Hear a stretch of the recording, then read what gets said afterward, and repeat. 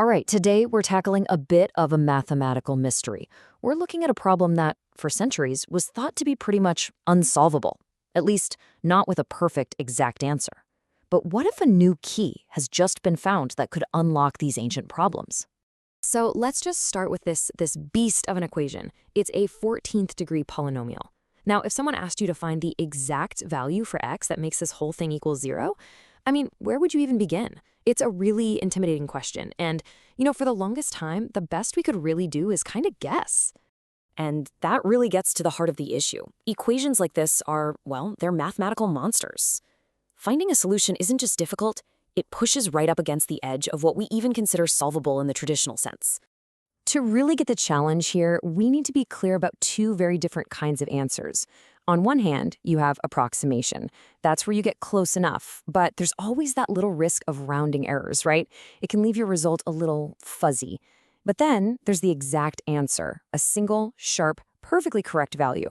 For so many of these big, complicated problems, we've had to settle for just being close.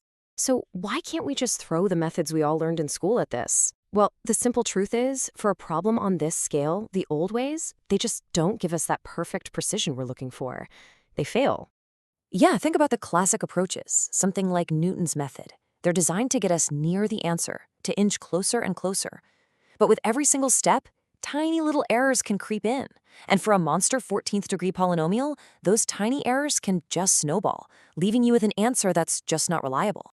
And listen, this is not a new problem. For hundreds of years, mathematicians basically believed that these high-degree polynomials were just fundamentally impossible to solve exactly with simple formulas. You had things like Abel's impossibility theorem, which was kind of like a giant mathematical do-not-enter sign. But what if there was another way in, a different door? That's where we get to introduce the hero of our story today, a totally new approach called Ezouidi's theorem, which promises to just sidestep all those old roadblocks. So what is Ezouidi's theorem? Well, it's not about guessing or approximating. Think of it like a recipe, a systematic step-by-step process. It takes the numbers from the original equation, those are called the coefficients, and it uses them to recursively build the exact answer. Not as a decimal, but as a pure symbolic value. It's a way to guarantee perfect precision.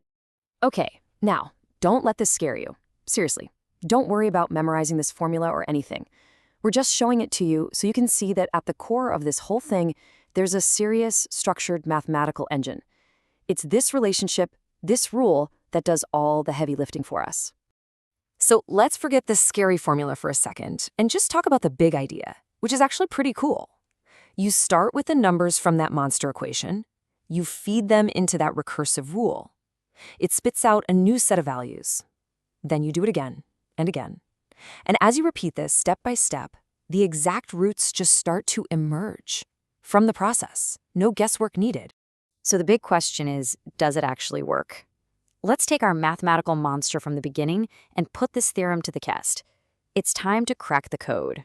Okay, so as we start applying that recursive formula to our equation, something pretty remarkable starts to happen.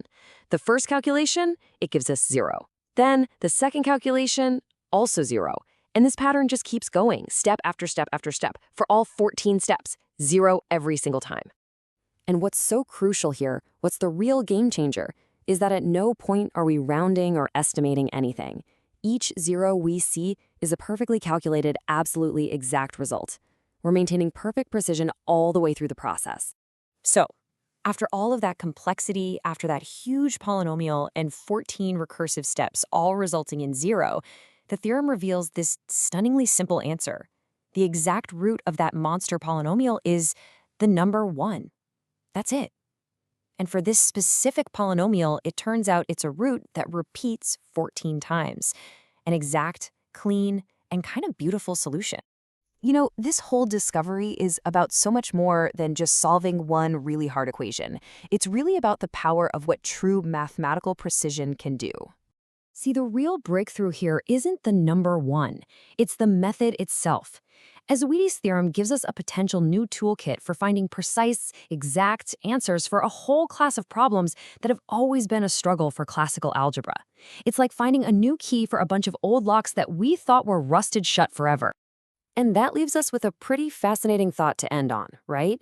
This whole journey started with a problem that was, for all intents and purposes, considered impossible to solve with perfect accuracy. It really makes you wonder, how many other impossible problems out there, in science, in engineering, in everything, are just sitting there waiting for one new idea, one new theorem, to come along and unlock them completely?